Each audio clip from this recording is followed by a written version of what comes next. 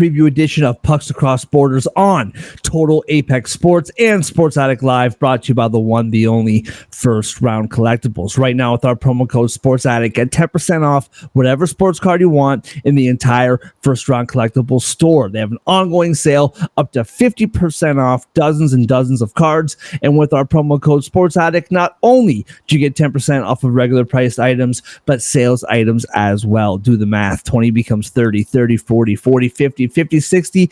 You get the picture. Go to firstroundcollectibles.com today. Use promo code Sports Addict for 10% off sales items and regular price items. Hockey, football, basketball, baseball, wrestling, boxing. They have it all. So once again, go to firstroundcollectibles.com today. Use promo code Sports Addict for 10% off your order. That's the number one. STRoundCollectibles.com. First Round Collectibles, sports cards for sports fans. Yeah. Let's go. We just gotta go hard. I go the hardest. I bring the pain. Not what you used to. It's all part of the game. Yeah, I just gotta go hard. I just gotta go hard. Go hard. Go hard.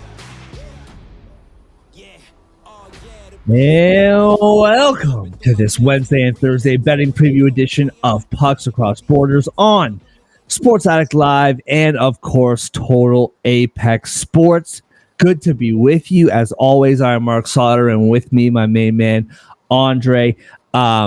Crazy night. Of course, we all know Frozen Frenzy in the NHL last night. We're going to get into what we saw from that night in the NHL. Of course, we have one game only tonight and then 9 games to break down tomorrow. No show tomorrow, so if you're watching and you're looking for us tomorrow, we will not be here, but we're going to give you everything that you need to know leading up to tomorrow night's action. Real quickly, before we get into all of it, well, first, Andre, how you doing, bro? Doing pretty well. Can't complain. Got to see a lot of hockey yesterday. It helped. Yep. I guess didn't help, depending how you view it. Both my teams played yesterday and were involved in a blowout, so I got to focus on other things. So there you go. I got to really absorb Frozen Frenzy. It's a very up and down time right now in New York sports. It's just very, very up and down. The Mets went on a magical run, which was awesome. They lost to a very good team in the Dodgers. Then you have the Yankees, of course, your team heading to the World Series, which starts on Friday. Your Liberty won it all in the WNBA. And then you have the Jets and the Giants, which is just soap opera on a weekly basis. And then your Knicks with championship aspirations. Just, this might be, too soon, but get their doors blown off yesterday. Just a very emotionally difficult time. Just a lot to handle. Positive, negative. You guys are experiencing it all. We're going to get into the action from last night.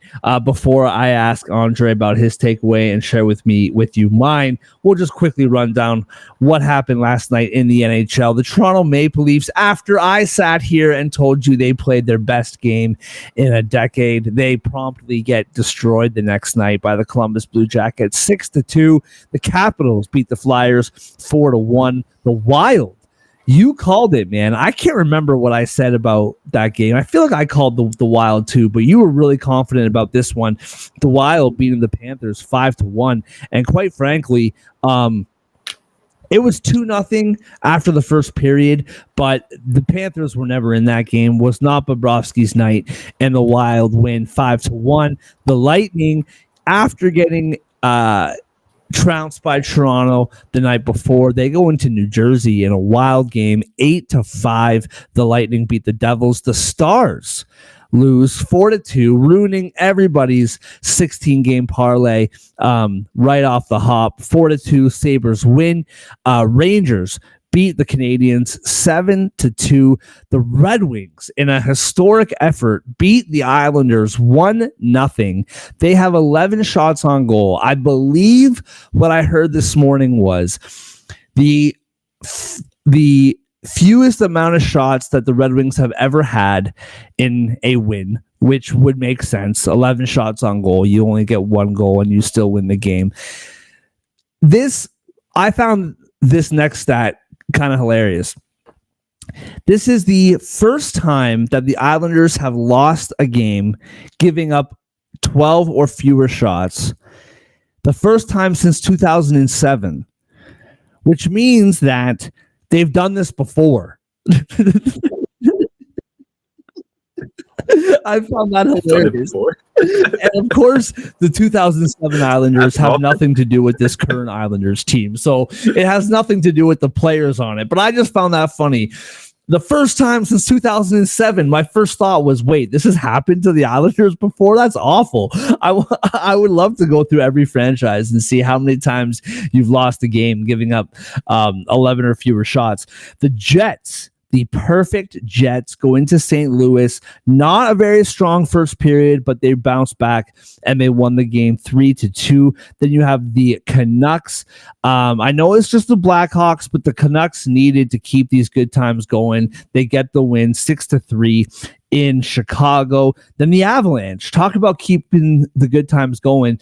The Colorado Avalanche beat the Kraken 3-2 in a very, very good hockey game. Sneaky good game, just kind of right in the middle of all the craziness. They beat the Kraken 3-2. Bruins lose to the Predators. Predators finally getting their first win. I watched a good portion of that game. And the Predators, just a really good, complete performance. Not a fluke. That was a really, really strong game by them, and they get their first win of the year 4-0. Hurricanes beat the Oilers in overtime. And, you know, when you're winning that game, if you're Edmonton, losing to Carolina in overtime, it's not the end of the world. But when you're winning that game 2-0, and, you know, you give it up 3-2 in overtime, that's a really tough way to lose. Ottawa goes into Utah and just completely dominates from front to back. They win 4-0. Pittsburgh, I would have to fact check this, but if I'm not mistaken, they have given up at least 4 goals in every single game so far this season, which whenever we talk about Pittsburgh, we talk about their goaltending and their defense. They were winning that game 3-2. I think because I was watching that game too. I think 42 and a half seconds left. Nazem Kadri ties it up at 3, and they eventually win in a shootout. The Flames do. The Ducks beat the Sharks 3-1, and the Golden Knights stomp on the Kings 6-1 to wrap up the Kings road trip in misery. Lots and lots and lots of action, of course. All 32 teams playing last night. Andre, all of that mess, all of that drama, all of those blowouts. What was your takeaway from the NHL's Frozen Frenzy last night? Yeah, before I get into my takeaway, I think we need to circle back to Detroit because, I mean, if you're including, I'm assuming they're including the Detroit Cougars, Detroit Falcons, that's basically 100 years of hockey where that had never happened until yesterday. That's insane.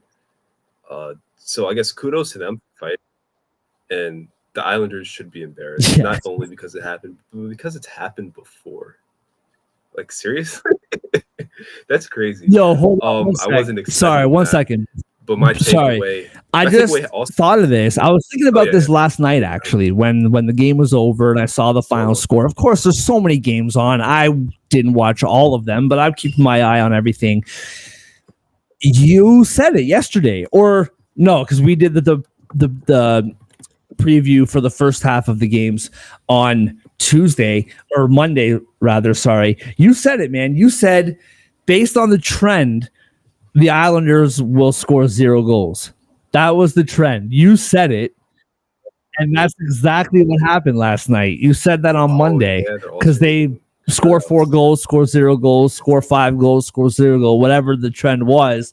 You called it out, and that's exactly what happened. So, lots of negative going on in that Islanders loss last night.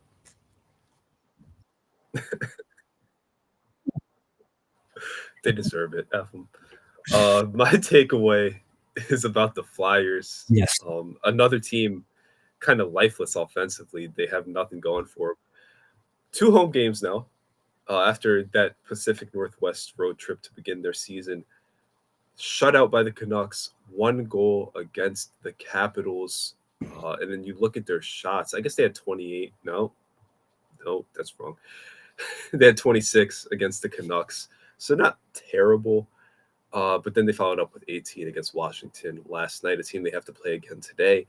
Power play, another offer. Not that we expect much from them, but they looked good on the road trip, and they have just completely sputtered at home.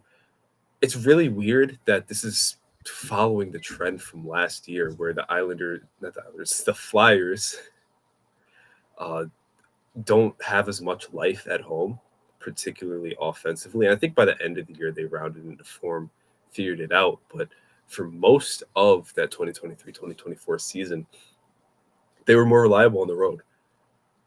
And you could argue that it cost them a playoff spot. So for them to just, come out the gates this year, it's pretty much the same dance. They can't score at home. They can't pick up points at home. I know it's only 2 games, but they haven't threatened or looked like they had a chance of winning either time. So that team is young. They're going to go through pains. They have talent, and they are set up pretty well for the future. But if you can't please the Philly fans, you're going to have a rough time, and that's going to that momentum you're building is and they get booed. Like they went 0 for 1 on the power play over the weekend, and they got booed. I think last year, and I don't know, like I'd have to think about this a little bit deeper, but just kind of like listening to you talk about it and kind of thinking about it myself, like I think last year did them a disservice in a way, in the sense that they outplayed their talent for most of the season last year, held that final playoff spot up until like the last week of the season, really last couple weeks of the season. But this team was always rebuilding. Like last year wasn't supposed to be successful, and it was for the vast majority of the season. They eventually choked it away. And then now, what is a reasonable expectation for this Philly team? They were rebuilding last year. They didn't do anything last year to put themselves in a position to make it into the playoffs. They just played well. And then at the deadline, they traded away one of their best defensemen, if not their best defenseman, in Sean Walker. So they were kind of getting worse. And in the summer, Michkov, that kid looks to be diamond. Like he looks to be a really, really good player and will be for them for years to come. But now in this season, like because of their year last year, isn't it reasonable to expect Philly to be good? I don't know. And so I just feel like that success that they had for the majority of last year has now put it in the minds of people that this team is going to be moving forward, when really they're technically still rebuilding. No, like their goaltending, like Erson, and Fedotov, like, or Fedotov, or what, however he wants to be pronounced. I good young goaltenders, I suppose, but that's not a playoff caliber goaltending tandem. No disrespect to them, of course. So yeah, I don't know what the reasonable expectations are for this team, and I feel like their success last year is now going to have these Philly fans just hard on them. You know what I mean?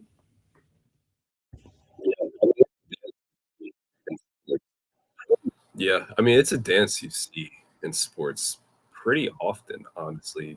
Like, team overachieves when they're not supposed to be good, then the expectations get raised, and then when they, you know, regress back to normalcy, the mean or whatever, they don't get the bounces.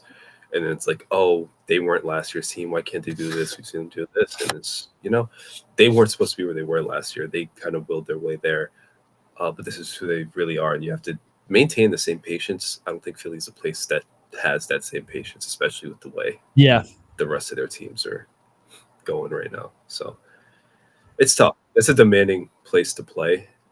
And they got dealt a really raw hand, especially mid-season last year. So, I mean, it's fair for them to regress, right? I mean, we talked about it in offseason. Like, they're probably not going to be as good. They could be. They have the talent. They probably won't be. And it's not their fault. They're a rebuilding team. The Metro has 3 teams that are cup contenders. But they're going to feel expectations. Yeah, 100%. And I think it just stings even more at how Washington last year was a worse team than the Flyers were, in my opinion. And this summer, they went out and they got better. And they're looking better right now. And we're going to talk about that game tonight. They play each other again tonight, this time in Washington. For me, I mean, you have 32 teams playing, so of course there's, takeaways all over the place. A few things stood out to me. Number one, the Kings and Vegas game. Full disclosure, I listened to some commentary on the game this morning. I did not watch that game. That game started at 11 o'clock last night, and the not father Mark would be up until 2:30 in the morning watching that game, but I didn't have it in me. But you see the score, the Kings just can't buy a save. Like, they just cannot stop the puck from going into their own net. I'm interested to see how that is moving forward. The Flames, I know it was the Penguins, but you tie the game up with 42 and a half seconds left and you go on to win the game. That Flames team, I'm telling you, man, they got some good players. And I'm watching, there's some, issues defensively.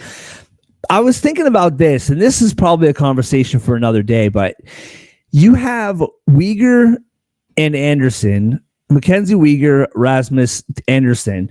If you have those two guys on your blue line, how bad are you really going to be? I know that the expectation is like rebuilding there, but those two guys are really, really good defensemen. Then that leads my brain to another question. To start the year last year, they had Rasmus Anderson, Mackenzie Weegar, Chris Tanev, and they had Nikita Zadorov. How did that team not play well and miss the playoffs? Those are 4. Imagine having those 4 defensemen on your team. Those are 4 really good defensemen.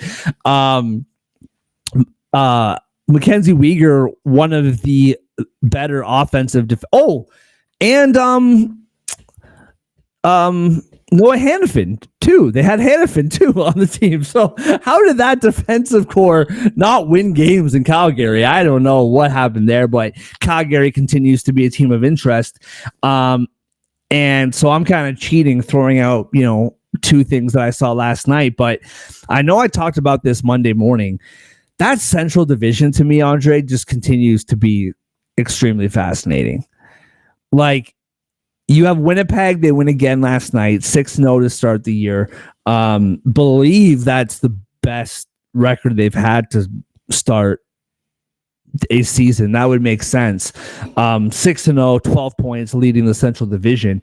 The Minnesota Wild are 4-0-2. They put the beat down on the Panthers yesterday, win 5-1. The 2 games they lost, of course, were in overtime. Did you know, Andre, that the Minnesota Wild have not trailed for 1 minute in any hockey game so far this season? The 2 losses they had happened at the end of the game. It was overtime. So they have not trailed at all, which I find really, really impressive and really interesting.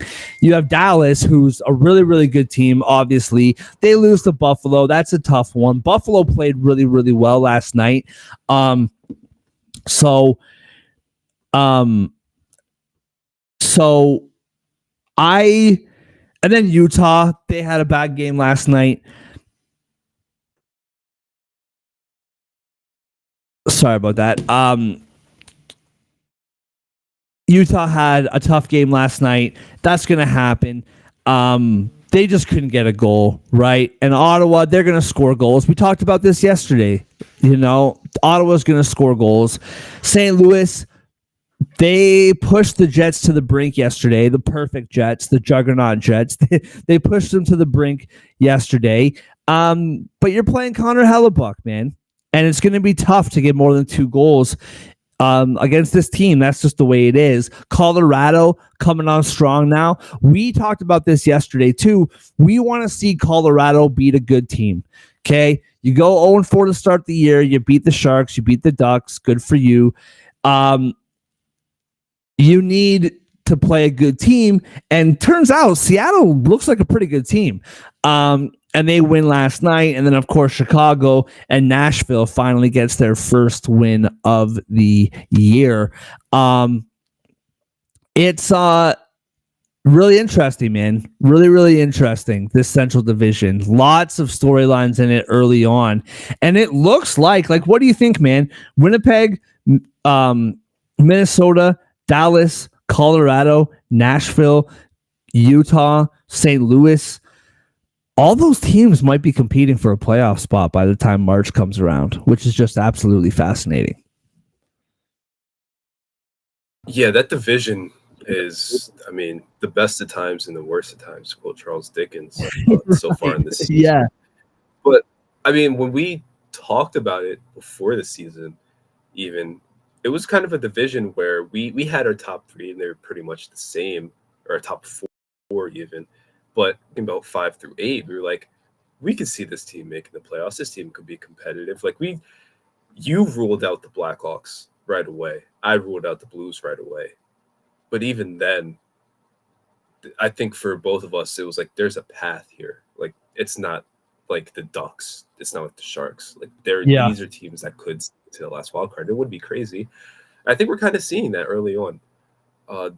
Maybe not the Blackhawks. They're cratering very quickly after a decent start, but the other 7 teams in this division are looking like, if the Predators get it together, it's looking at the other 7 teams in this division will be fighting for a playoff spot, which is kind of what happened last year for a very long time. Yeah. So, very interesting division. Yeah, man, and this is huge. This is huge weekend coming up for Nashville because the Predators play the Blackhawks on Friday and then the Blue Jackets on Saturday. So, and we've seen the Blue Jackets. I watched them firsthand yesterday. This team is going to be pesky and they're going to be around, but they're still the Blue Jackets. So this weekend for Nashville is super, super big. You got the Blackhawks, you have the Blue Jackets, both absolutely winnable games. The Jets don't play again until Saturday, and they play the pesky Calgary Flames. So if you can win, these games on Friday and Saturday, maybe you get lucky. The Jets lose against Calgary. Then you're kind of right back in the mix. Still quite a bit back, but so huge couple games coming up. Pretty high stakes for October hockey. All right. So that's last night. Anything I miss? I don't know. We're bound to miss something with all the action that happened last night. We didn't give a lot of love to the East, which is surprising considering our track records. Rangers still have they've gotten a point in every game. 6 games played, 5 wins, 1 OT loss. So they're another one of those teams like the Wild, like the Jets, like the Flames. Yep. What point streak to start the year. And considering the way Jersey's playing and that they've played more games, kind of important early on. Considering the way Washington very quietly is 4-1-0, kind of important early on. Huge. Oh, yeah. Rack up these points now while you can, right? Because eventually the Devils will come on. New coach, new goaltending, new scheme. Eventually the Devils will come on. And Washington, who knows, man? Maybe they'll regress a little bit, but I'm not really counting on it, dude. I think Washington's going to be a super annoying team for the whole season. And yeah, I'm not gonna bore the audience with my Toronto Maple Leafs takes.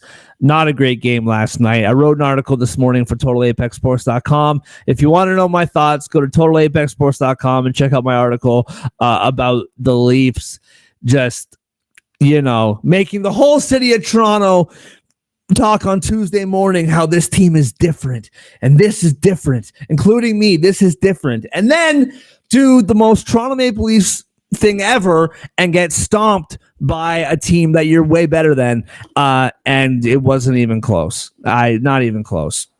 Jordan tried to warn you. He did. No, he 100% did try to warn me. I don't know if Jordan's watching now, but Jordan, I apologize. Not even apologize. I hear you. I understand you. Next time I make a FanDuel sports bet slip, I'll give you a call. Yeah, dude. The first period was over. It was 3-0. I had to go to the gas station and pick up some things, do my thing, whatever. By the time I got home, it's 5-0. And it's like, geez, man, like, what am I even doing here? And I'm writing for the team, so I feel like I got to continue watching this garbage.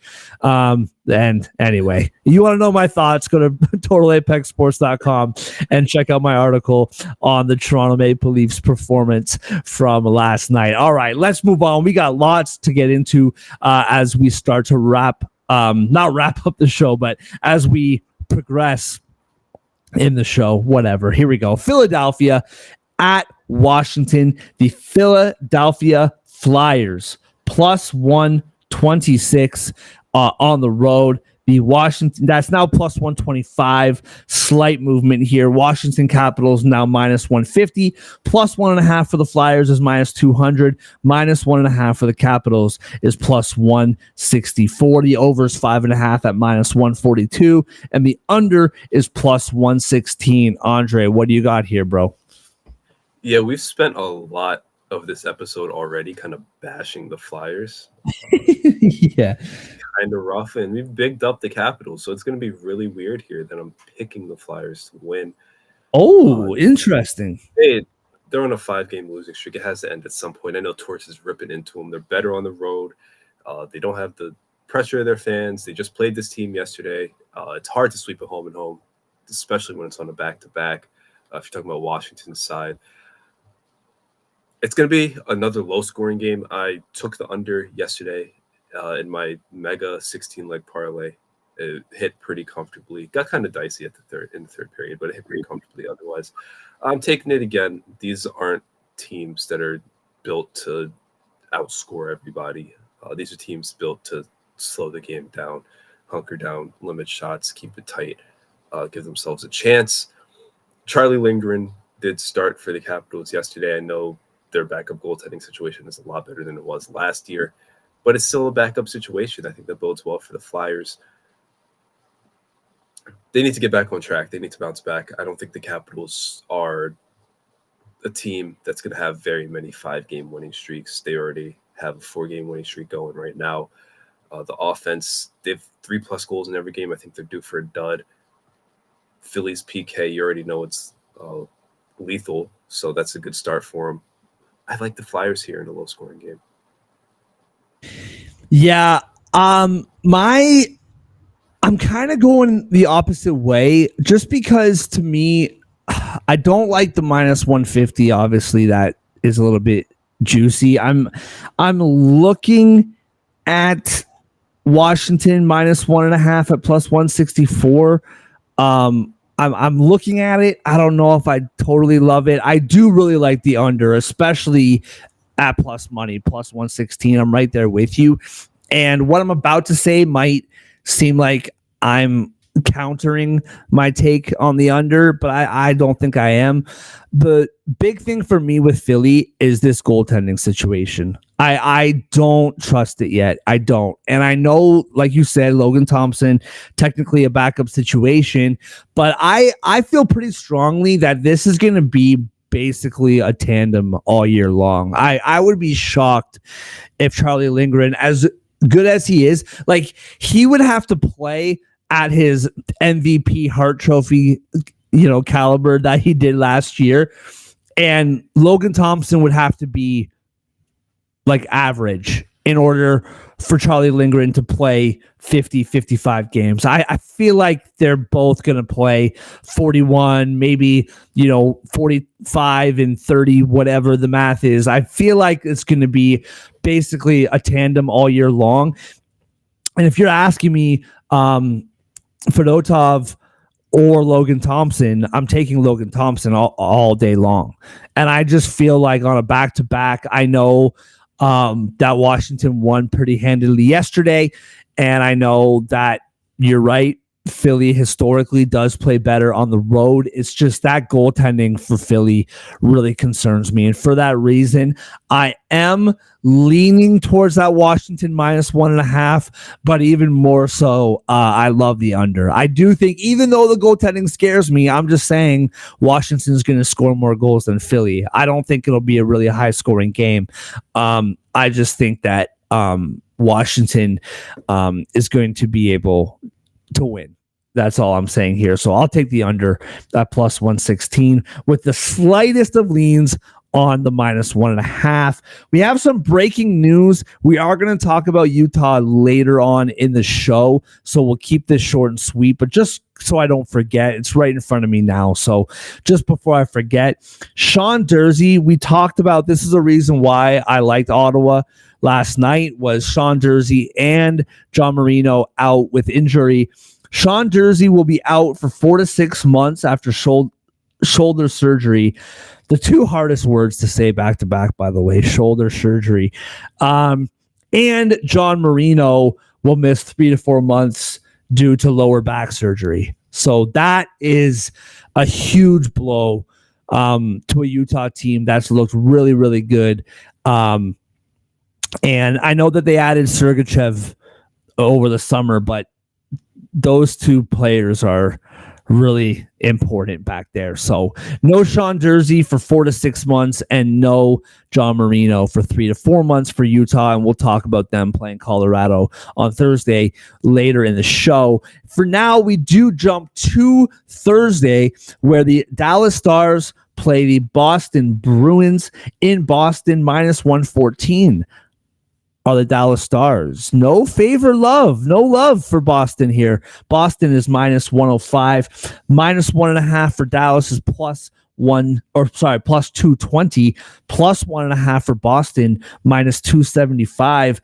Over 5.5 is -120, and the under is -102. Andre, what do you got? Dallas, Boston, Thursday night. What's kind of funny about this game, Dallas had a shorter trip to TD Garden than the Bruins did, coming from Nashville compared to coming from Buffalo. Just something interesting to keep an eye on. I think the Stars are a better team. I know the Bruins have been off to a solid start. Sans the Panthers games, and I guess last night against the Predators, but Dallas is a better team. They got to bounce back. That was a pretty rough and embarrassing game last night, and I think winning for them is more important than winning for the Bruins. Is that a weird thing to say about a professional team? It is a little bit. Especially 7 games into the season. It's kind of weird to say. I don't know. I feel like Dallas, just in every way, is better and needs to shake that off more than the Bruins do, because it was Buffalo. So give me that -115. I love it. It's really good odds for a great team. It's pretty simple. Yeah, I mean, I think I'm right there with you. Boston, tough loss for them too the other night too, right? And I know that Nashville, losing to Nashville, even though Nashville hasn't started well, I know losing to Nashville isn't as discouraging as losing to Buffalo. I get it. But Boston had a pretty tough loss last night too. They got blanked out, right? 4-0. So I do think the same thing kind of applies to Boston, but I'm right there with you. Dallas -114. I like it. I think that Boston, as good as this team is, and they are going to make the playoffs, but like realistically, Dallas has President's Trophy aspirations, right? And I just think that the potential for this team is just greater, and it's going to piss them off a little bit more than the Boston Bruins. So I'm right there with you. I'll take Dallas minus 114. I hate the total here. There's a reason why it is what it is, but I kind of like the under at minus 102, under 5.5. I really like that under. You have Ottinger, you have Swayman. You would think Swayman did play last night, but you would think that he would be in net. No disrespect to Korpisalo, but I want Swayman in net against the Dallas Stars. So, give me the under 5.5 at minus 102, and give me the Dallas Stars at minus 114. Moving on to the Minnesota Wild in Tampa Bay. The juggernaut, Minnesota Wild, we talked about them earlier in the show. They are plus 130 on the road. Tampa Bay is minus 156. Minnesota 5-0-2 or 4-0-2. 4-0-2, 5-0-2. Regardless, have not lost yet in regulation and have not trailed for 1 second in this 24-25 season. The minus 1.5 for Tampa Bay is plus 152. Plus 1.5 for the Wild is minus 184. Over 6.5, minus 105, and the under is minus 115. Big win for Minnesota last night in Florida. And Tampa Bay is playing 3 games in 4 nights. What do you got, Andre? Minnesota, Tampa. Yeah, the 3 games in 4 nights thing, kind of tricky. Might scare me a little bit, but I like the way Tampa matches up with the Wild. I just think theoretically it's a really good matchup for them, where Tampa will and should beat them. I mean, they've beaten them 3 times in a row, all of them by multiple goals. Obviously, Amali's a tough place to play always. So I think I'm not only going to take the Lightning to win, I think I'm going to take the puck line. I think the Wild are going to lose their first regulation game. I think the Wild are going to trail for most of this game. I like the matchup, especially in Tampa. So give me Lightning minus 1.5. Definitely taking the over. These offenses, beautiful. But yeah, I'm rolling with the upset here. Yeah, I guess not an upset, but based on the records. Not technically an upset. Speaking of upset, I'm sorry. I know that we got to get moving. You got a busy afternoon, as do I. I just got to throw this out here. Speaking of upset that's not an upset, that reminds me, people going back to baseball for a sec, people are talking about the New York Mets like they're this underdog story and they made it all the way. Don't they have like the second highest payroll in the MLB? What was all this narrative of the New York Mets being an underdog? They were 100% first. Yeah, 100%. But well, I think they were the highest in MLB history, or maybe that was last year. I don't know. I think you're right. Well, yeah, maybe last year. And I know there was like 82 million in dead cap and blah blah blah, but that's not a. They're not. That wasn't an underdog story. They have very highly paid players, and they were fine. But anyway, that's just been bothering me, and I needed to get it out of me. My time with my therapist is valuable, so if I can get stuff like that out here, it's just better for everybody. I hear you, and I see you, and you're heard. I feel like you're heard and you're loved. I just feel like Minnesota plus 130. I really like that value. I just think they've been playing really, really well. They just laid it to the Panthers 5-1. The Panthers, not the best start to the season for them. Same with Tampa Bay. Although actually Tampa Bay's played pretty well so far. I just feel like that game on Monday against the Leafs and that game against the Devils yesterday just completely polar opposites, like just completely different hockey games. Vasilevsky will be back in net tomorrow night. I like what I'm seeing from Minnesota right now, man. And until they really show me differently, I'm riding Minnesota. And I'm taking the value at plus 130. As far as the total goes, I think the over is a good play. I'll probably stay away from that total. But I'm just rolling with that plus money for Minnesota until I am proven otherwise. Speaking of the New Jersey Devils, they are in Detroit tomorrow night. Tomorrow night. Minus 146 are the Devils. Plus 122 are the Red Wings. Devils minus 1.5 on the puck line. Plus 164. Plus 1.5 for the Red Wings at minus 200. Over is 6.5 at minus 118. Under is minus 104. I am terrified to bet this game. I don't know about you, man. What do you see here? I don't feel good about any side, really. Picking a side, kind of tricky. I mean, you'd assume Jersey. They've been the better team this season. They're the better team on paper. At the same time, they allowed 8 goals yesterday. They allowed 6 goals in the game before that. Kind of finding some old holes, or I guess, they're reverting back to their old ways in a sense when we talk about defense. So that is concerning. I agree with you there. And we know what this Red Wings team is supposed to be offensively on paper. Obviously, in practice, hasn't been that. Kind of a tough game.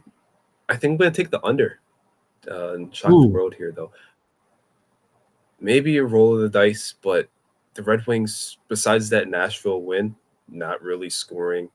I know Jersey is scoring, but if this game is going to be tight, if the Red Wings are going to have a chance, and based on their last 2 games, they really, really, really want to have a chance. They're going to limit the damage. They've defended and goaltended well the past 2. I'll trust it again. They're at home. They need to start racking up points. I think they can hang with this. They're one of the teams I think is like fast enough to keep up with and match the Devils. So I'm going to take the under instead of taking the side. Yeah, I like that a lot. I think the one thing that I'm really curious about here, Alex Lyons sent to waivers, was placed on waivers to start the year, is now back up. In 3 games, he's 2-1, a 146 goals against, and a 955 save percentage. This is some Florida Panthers of a couple years ago, Alex Lyons, that we've been seeing through his first 3 games. I'm really curious to see how that progresses. For that reason, I really like the under as well. I know that the Devils can actually score, and the Red Wings can score on paper. But I really like what we're seeing from Lyon right now. He's playing really, really well, and I expect that to continue. Just a little side note here. This offense for Detroit, they have to start figuring this out, because the Islanders are the Islanders. You talked about it. You predicted that the Islanders would score 0 goals. The Islanders is fine. You beat the Islanders 1-0. Good for you. Move on. You are not beating the New Jersey Devils if you shoot the puck 11 times or hit the net 11 times, more specifically. You're just not. And this goal scoring, like the Brinket, don't know where he is right now. Larkin leads the team with 3 goals, and that's great. But you really, really got to figure this out here. And so I'm interested to see what happens, but I'm with you. I'll take the under and leave the rest alone. All right, great matchup in Manhattan. The Florida Panthers plus 125 in New York to take on your Rangers. Minus 150 are the Rangers, which I don't know. I find that minus 150 to be really long. Like I think the Rangers should be favored, of course, but minus 150 seems a little bit rich to me. The minus 1.5 is plus 176 for New York, plus 1.5 for the Panthers, minus 215. The over is 6.5, and the under is minus 140. 6.5 is plus 114, and the under is minus 140. What do you see here, man? Your boys in blue against the Panthers tomorrow night.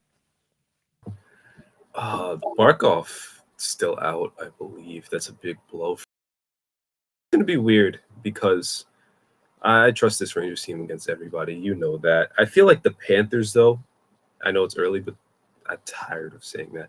This season, it feels like they've only played against the teams that they care about. You know, You get what I'm saying? The Bruins, Yeah, they're showing I up. do. That's a rivalry. Vegas, they showed up. You know, that's a team that beat them in the Cup 2 years ago. The conference finals last year, it's a team that won the President's Trophy and finished ahead of them in the East last year.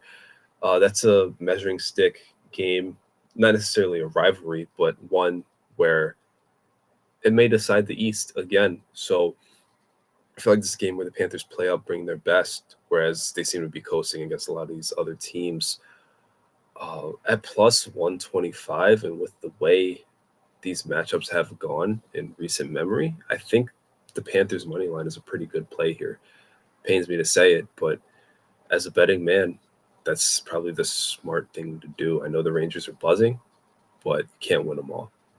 And eventually that point streak does have to come to an end, right? It's not the end of the world. It's part of sports. So plus 125 for the defending champs against a team that they beat 3 times in a row when it mattered most. Not a bad play. Wow. That's the best I got for it. Wow. I don't know. In Pucks Across Borders history, I don't know if we've ever been this far apart on something. And I specifically because this is your team. That's what makes me say that. I am not only am I backing the Rangers here, I like that minus 1.5 at plus 176. I'm just watching. Everything you're saying is 100% legit. I'm with you. I agree with you. I just think the Rangers have just been playing so well. And the Panthers are just kind of coasting right now. And you're right. They're, showing up against the teams that they feel like they have to. The one thing that's really concerning for me, not concerning long-term, but just right now, the way the trends are going, the way that it's been, Sergei Bobrovsky, 3-2-1 to start the year, 347 goals against, 875 save percentage. I just don't think he's been playing that well. That game yesterday, if he's playing tomorrow, which I would assume, I know you played on Tuesday, but I'm assuming that you are going to have Bobrovsky start in New York City. I'm going to assume 5 goals against, 3 goals against, 3 goals against, 3 goals against, and 2 goals against in the opener. I know 3 goals isn't that bad, but I just feel like we haven't seen that dominant Bobrovsky yet. And Shesterkin had the one blip on his radar against Utah, but he's been really solid to start the year. So I like New York. I think they're scoring a ton of goals right now. And I just think that this is a good matchup for them at this point in the season. So I will take Rangers minus 1.5 plus 176. And your guy Panarin leading the Rangers in goals with 11 points. When the prop is made available for him to get 2 points, I love it. I love that bet. Can I take a second to just spread my shameless Temi Panarin propaganda here? He's one of course. Of course. We're starting it early this year. Ooh. It's winning the heart. It's winning Art Ross. I was about to say I'll give him Rocket Richard. I don't think I can give him Rocket Richard, but plus 1,200 to win the heart. Plus 1,200. Those odds may never be longer than that. Honestly, I think when I took him last year, he was plus 1,000. So, but that was like mid-season. That was like January. I love it. Plus 1,200. Go for it. Lock it in. Absolutely love it. All right. Speaking of loving it, here we go. Moving on to the St. Louis Blues in Toronto tomorrow night. The Chief, Coach Craig Berube, playing his former team that he won the Stanley Cup with just 5 years ago. The Toronto Maple Leafs minus 215. I think those might be different now. I'll explain why in a minute. Yeah, the Leafs are minus 225 now, and the Blues are plus 184. Minus 1.5 for Toronto is plus 114. Plus 1.5 for the Blues is minus 137. The over is 6.5 at minus 104, and the under is minus 118. I was shocked when I saw these odds. this morning, and I figured something might be happening, something must be happening, and I guess there were rumors, and now it is confirmed that Robert Thomas will be out for 6 weeks with an ankle fracture, which sucks for St. Louis. That just broke officially about 5-10 minutes ago. That sucks for St. Louis. He's a big part of that offense. Still, though, Toronto minus 215, minus 225. Like, they should be favored, no doubt. Maybe in the 140s, maybe the 150s, but 225, even without Robert Thomas, that seems incredibly steep. And plus 115 for a minus 1.5. I'm about it. Like, I get it, but I don't get it at the same time. Andre, what do you see here, man? St. Louis, Toronto. Yeah, it's one of those days between us, I guess, because I completely disagree with you. I think Toronto should be favored by this much. I think they should be favored by more, honestly. I'm taking that puck line all the way home. Their 2 losses this year, shut out in their opener, 1 goal against the Rangers. They responded by beating the Devils 4-2 after that opening loss. They responded from the Rangers loss by beating the Lightning 5-2. After those losses, they've shown up offensively. The defense, besides 2 of the last 3 games, has been stellar all season long. They're already better than this Blues team, let alone the fact that they have home ice advantage, let alone the fact that they swept them last year, aggregate of 8-3. Multi-goal win by the Leafs, easy. Over 3.5 goals, I'm locking it in. Over 4.5 goals, I'm not afraid of that either. I think it's going to be a 4-2 win at the very worst. I wouldn't be surprised if it was a 5-1, 5-2, 6-2 win for the Leafs. I'm very high on them in this game. They're going to bounce back in a big way. Normally, I'd be flattered that you're talking like this about the Leafs, but you just made it clear that St. Louis is your least favorite city in America. That's the only thing that this is really about. No, but you know what, man? I said what I said, and I stand by it. I think these odds are way too long, but at the same time, I do agree with everything that you said. I do think that Toronto is going to come out tomorrow night and really, really, just plain and simple. Last night's performance was embarrassing, and it happens. You have these games, but you know what, man? Because I'm hearing people say this, like, every team has these games. You know, Dallas, they lost to Buffalo. The Rangers have these games sometimes where they just stink from front to back and they lose by 4 goals. That's fine. That's all the well. The Dallas Stars and the New York Rangers have nothing left to do besides win the Stanley Cup. Like, the Leafs are not the Rangers and they're not the Stars. The Leafs have a lot more proving of themselves to do, like a lot more. So to me, it's okay for Leaf fans and for media to overreact to that game last night, because the only thing that matters for the Leafs is winning a couple rounds in the playoffs, and hopefully, more than that. So all regular season, it's really meaningless other than what's different. What's different from this team? And last night was just too familiar. So it's okay for the team, for the fans and for the media to overreact. Once again, shameless plug for more thoughts on that game, totalapex.com. I also think Craig Berube, man, this is his former team. Like, this guy is scary. I think he's making a really, really big impact on this team. That Toronto Maple Leaf team is not sucking against Berube's former team. There's not a chance. This is, and it would be a bigger moment if they were in St. Louis. It would be a bit of a bigger moment, but it's still against a former team. The Leafs are going to put a beat down on St. Louis tomorrow night. I really do think so. And I'm with you on that minus 1.5 plus 114.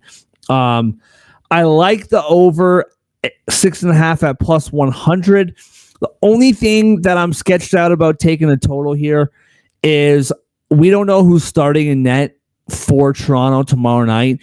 If Anthony Stolarz is in net, then I would take the under, unless you think that Toronto's going to get 5-6 goals on their own. because Stolarz has just been a revelation this year. He's been so good. And if he's not in net tomorrow night, it's because Joseph Woll is back. And we just haven't seen him yet. He's a good goaltender, but we just haven't seen him yet. So I wouldn't want to take a total with him in the net. And if he is in the net, I'll be furious because Anthony Stolarz should be in the net, and nothing Joe Woll has done deserves for him to be in the net over Stolarz, and that is a conversation for another day. Moving on to Colorado and the Utah Hockey Club, minus 128 are the Avalanche at home. That has now moved to minus 134, plus 112 are the Hockey Club at home, plus 112. Minus 1.5 for the Avalanche is plus 184. Plus 1.5 for Utah is minus 225. Over 6.5 is minus 105. Under is minus 115. What do you got, man? Colorado, Utah.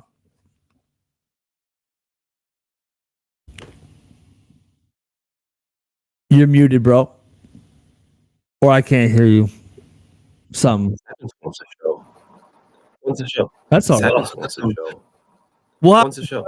Over under side bet. I'm like losing over the under faith. how many times you mute yourself? Like over half? You should. Yeah. Muted. Yeah. Yeah. You know. Give a little something. I don't know.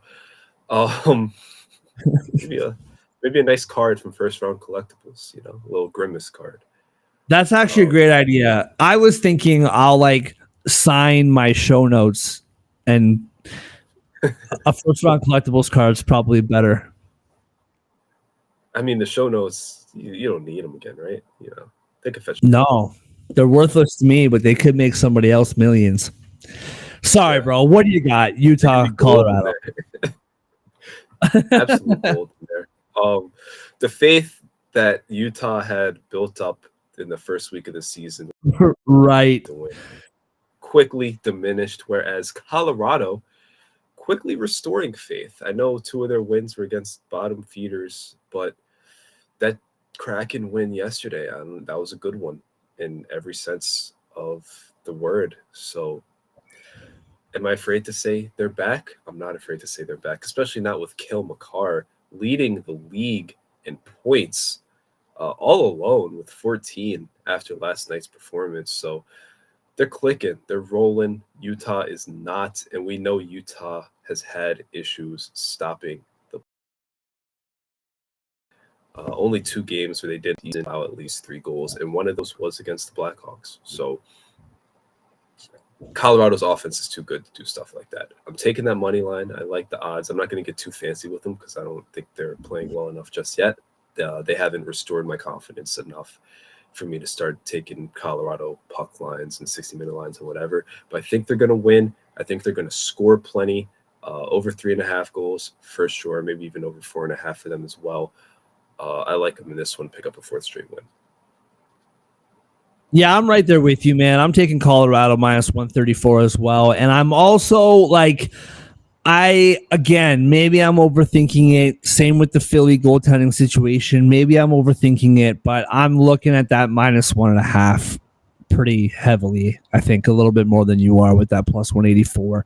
Those defensive injuries are huge, man. Like Jersey and Marino are... Yep. No doubt. Like you have Sergachev, you have Jersey, you have Marino. Those are your 3-headed horse, right? And now you only have one of them. And I think that's huge. I really, really do. And I'm really, really worried about it for Utah. Any hope that I had of them making the playoffs, making a push, I'm not saying it's out the window. I'm just saying it took a big hit today because those 2 losses are massive. To that decor. So I'm going to be interested to see Utah as the months roll on, kind of how that affects them and what they do, because they have a ton of cap space. I'd have to check Puckpedia to see exactly how much cap space they have left, but they have a lot. So maybe they do something. Maybe they make a move. But I would feel like they have to. But I'll take Colorado -1.5. Or sorry, Colorado money line, and I'm looking pretty strong at that +1.5 or -1.5 as well. All right, moving on. 3 games left to get to, and we'll fly through them here. Carolina -156 on the road against Calgary, +130. Carolina continuing their West Coast road trip. Calgary continuing their homestand. -1.5 is +152. +1.5 is -184. Over 6.5 at +112. The under is -138. I don't know what DraftKings has over there, and I love FanDuel. I use it every day. I use every sports book, but I use FanDuel the most. And if they ever want to spend, and that's not a lie, that's the truth. And if you ever want to sponsor the show, I know you're big time and we're on our way, but we would love to have you. I'm just saying, FanDuel, they got people, nerds punching in numbers and looking at the analytics. Is anyone at FanDuel watching these games? Are we watching this? Calgary is not like Carolina -156. What am I like? Not what am I missing? I get it, but dude, wow. See how frustrated I am? I can't even say the word Calgary. This team is playing really well right now, and I don't know. What do you see here, bro? Yeah, no. DraftKings Calgary +136. I know the Kings won 3 of 4. Calgary has won 5 of 6, and that's their entire season. They're winning games. Their only losses. They're playing very well. I'm taking them at home to win. Yep. They have to prove that they can. I know it's kind of contradictory to a couple of things I've done earlier today, but I'm a person. I have multitudes. I'm allowed to think one team is going to have their streak end. I'm allowed to think another team's never going to lose again. It's fine. Calgary is not going to lose in regulation this season. Calgary might not lose again until January. I'm taking them +136.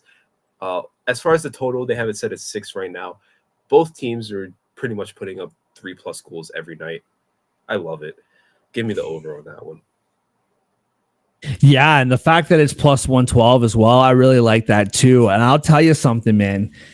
You are a person, and I want you to know that. I see you as a person. You're a person, and I appreciate you. I love Calgary at this spot, +130. I'm with you, man. But I've said this about Carolina right from the summer, man. I do not like how many pieces they lost. I don't like it. And I know that they got some offensive upside, Goss to spare last night, getting the goal, doing his thing. I don't like all the moves they've made. And I said this in the prediction shows towards the end of the summer that I would not be shocked if Carolina missed the playoffs. I'm not saying they will. I'm not saying that at all. I'm just saying that Carolina, I do not see them as a cup contender anymore. I don't. And I like this Calgary team a lot. +130 at home. I will take it. This Dustin Wolf kid playing in net, he's too small, he's this, he's that. He's playing really well. And I know he gave up 3 goals last night, but he made some massive saves to keep his team in that game yesterday. So I'm taking Calgary +130. I absolutely love it. And give me, where are we here? Give me, it's not even up. I don't even see any goal props up yet. But when they are up, give me Nazem Kadri. Guy has started the year on fire. Give me Nazem Kadri to score a goal as well.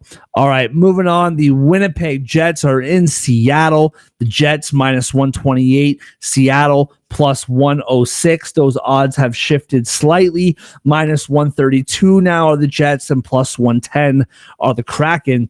-1.5 is +195 for Winnipeg. +1.5 for the Krakens, -240. The over is 5.5 at -122. The under is +100. What do you got? Winnipeg, Seattle. Seattle. Ooh. we're just gonna do it. I think Winnipeg just keeps playing with fire against these like Yeah. solid to good teams, and I know they keep coming away with the win. I just keep seeing it. I'm like, they're going to get burnt eventually, and they're just constantly minus money. They're favored as they should be. They're the ones picking up the points. But Seattle, that's the type of game they want to play too. They want to keep it low scoring. They want to go to OT. They want to make it where next goal gives them the best chance to win. Right? That's kind of what they've done. It's kind of what they've been doing. They've been playing well so far. They're at home. I like it against this Winnipeg team. I'm not going to get too crazy here. Under 5.5 or under 6, whatever you have it at your book. Right now I have 5.5 at plus 100. And give me the Kraken. Under is plus 100, under 5.5? I have under 5.5 at plus 100. Yeah, me too. Which I love this game for these teams. Yep. Sorry, did I cut you off? You good? Oh yeah, I'm done. You honestly want to hear me say Seattle again? I don't, because I disagree. Although not fully. I do think, like, listen, eventually Winnipeg has to lose, right? That's just kind of the way it works. Like, eventually they do have to lose.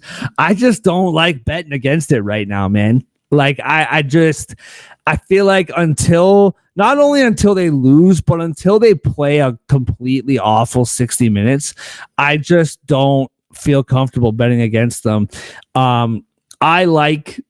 Just give me the minus 132.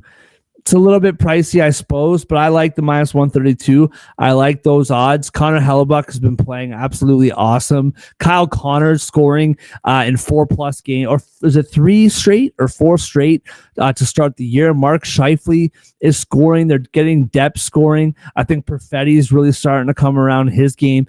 I like this Winnipeg team, man. Plus 130 or minus 132. I'll take it until proven otherwise. That being said, if they're going to lose a game soon, which they have to lose at some point here, Seattle's a good team.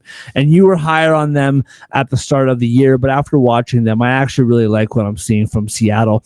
Wouldn't be shocked if they won. There's a reason why they are slightly plus money here at home.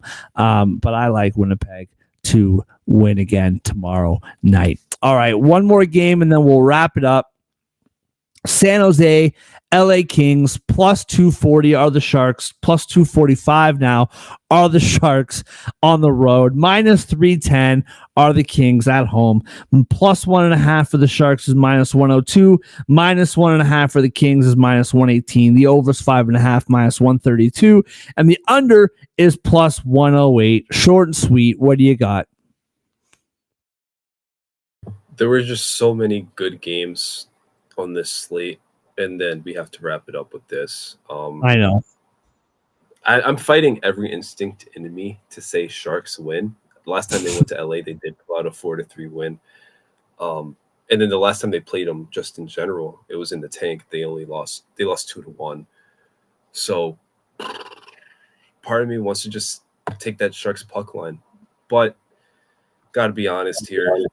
Kings clearly way better. The Kings have dominated this season series dating back to St. Patrick's Day 2022.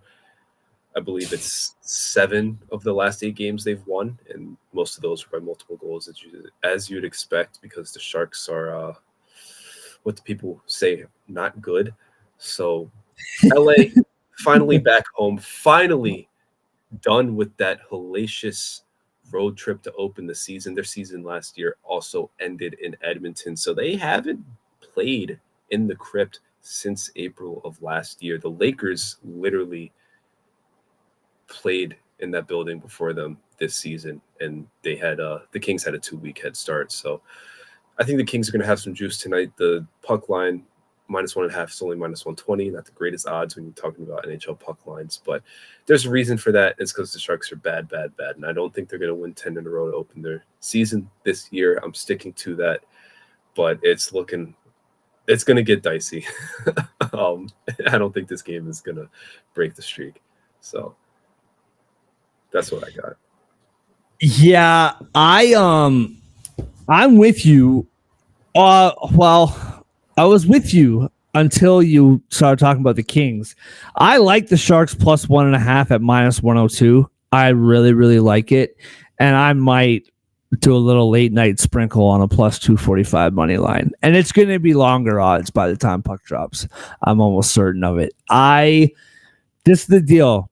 The Sharks are the Sharks. We know the Sharks. We get it. They're the Sharks. We all know it. The Kings can't stop the puck right now. They cannot stop the puck. They can't.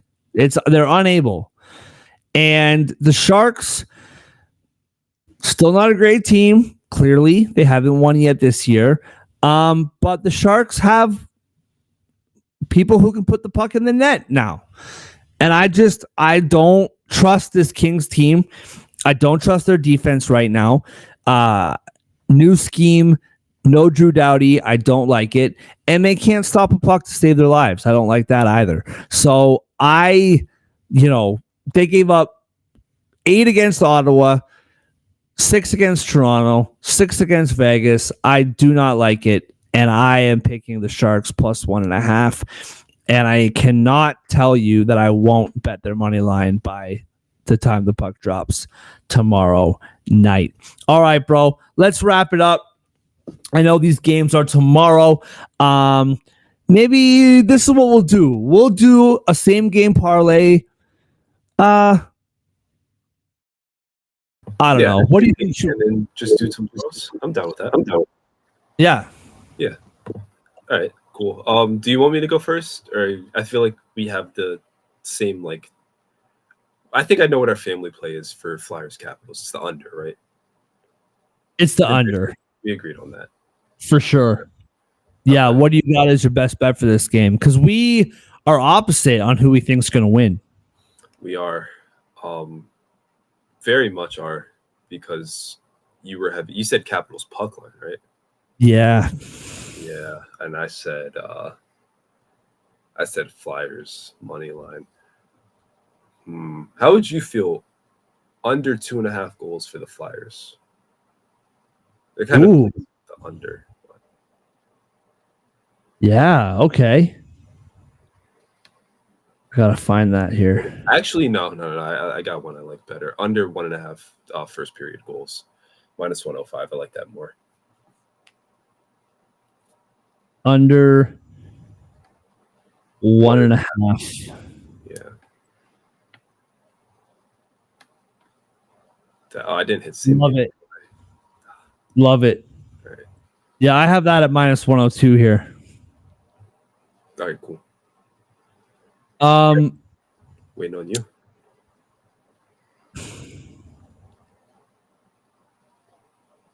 I want to see something real quick. Could take a block shots prop. A little John Carlson. All right. This is a little bit juicy, but if we're doing it in a parlay, actually, no. You know what, man? Like you always say, keep it simple, stupid. I love that phrase. It's your phrase. You made it up.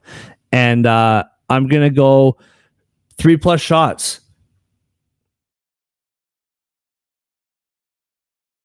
3+ shots. Jacob Chychrun. I know it's a bit of a long shot, plus 116, but he's been shooting the puck a lot. He's got a couple goals this year. A lot more shots from the blue line this year from Washington than in years past. It's a bit of a long shot. All the other 3+ shots, Konechny, Ovi, Tippett, are all super juiced up.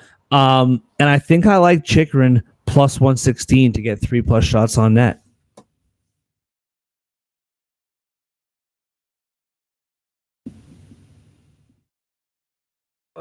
Yeah, he's averaging 3 per game so far. So you pretty much shots when they can. So 3 pick, same game parlay, under 6 total goals, under 1.5 first period goals, 3+ shots on goal from Jacob Chychrun, plus 490 is what I have it at. What do you have? I have it at plus 500. Okay, so FanDuel winning by 10 cents. Look at them. Absolutely. Plus 500. All right. This is what we're going to do. Kind of doing some housekeeping on the fly. That's going to do it for the show. We'll come back tonight, maybe, Andre, and do a little solo best bet segment.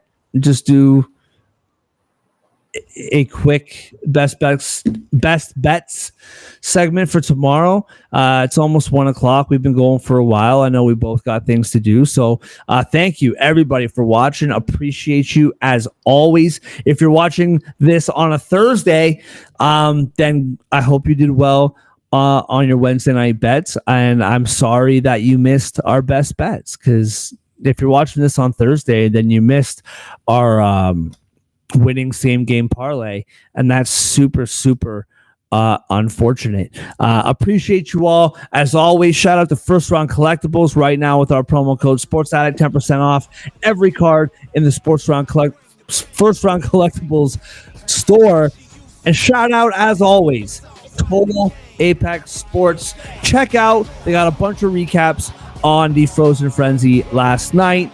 Football, NBA, cricket, baseball, whatever you want, they got it. TotalApexSports.com. Great show. See you tomorrow.